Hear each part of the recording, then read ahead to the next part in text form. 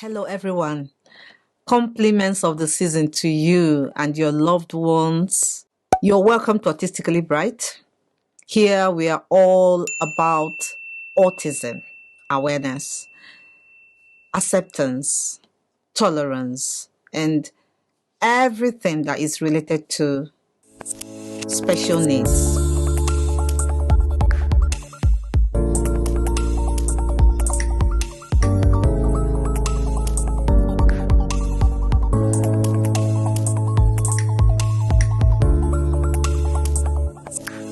Also, as a parent to Chine who is autistic, I share some ideas that can help create, more awareness of autism. It may also help you and your loved ones who have special needs. So many people do not know much about autism, like it was once my case, but I'm so grateful to God for the growing increase in awareness. I did not know much about it either, like I said before. I read something about autistic people living in their own world in an old edition of the Times magazine about 20 years back. And remembering it now that I am Chine's mom, in addition with what I know about autism now, I can say I do not agree with some parts of what I read then. There are a lot of things that autism is not, and I'm sharing a few of them in this video. Because of the length of this topic, I had to divide it into two parts so as not to bore you, because I need you to, roll with me on this one. So the first thing is that autism is not a disease. Some people refer to autism as a disease. It is not. Autism affects how individuals communicate and how they interact with others. It simply means that the person's brain works differently.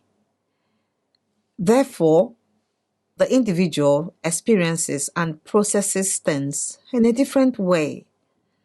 It does not mean they have a disease or they are suffering from autism. Some people say people suffer from autism. I wonder. When people begin to think like this, like people are suffering from autism, they start to look for all types of cure, and this has led to people subjecting their children and loved ones through horrible interventions that I'm reluctant to mention here. All these are done in a bid to cure them of autism, and this has led to loss of lives in many of these cases.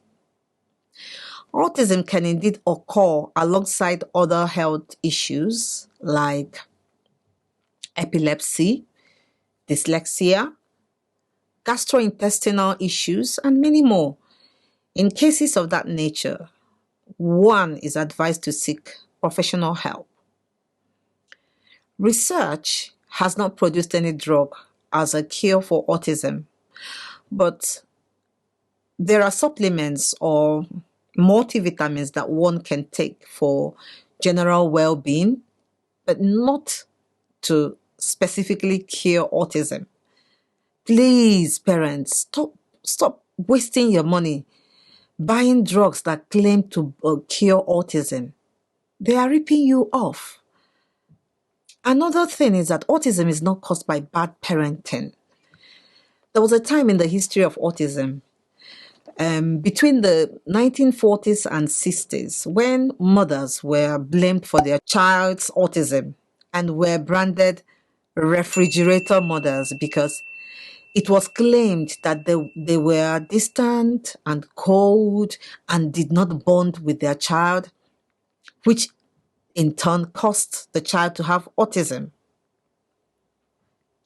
Thankfully, this line of thinking has long been discarded. The current research now says it could be in the genes, although the particular genes responsible are yet to be identified. It is also thought that environmental, social, and chemical factors could be responsible for autism. Research is ongoing with regards to these reasons that I just mentioned. I think this should comfort parents who think they must have done something wrong. Maybe during pregnancy or before pregnancy or somewhere in their life, there is no evidence to support that line of thinking. You did nothing wrong.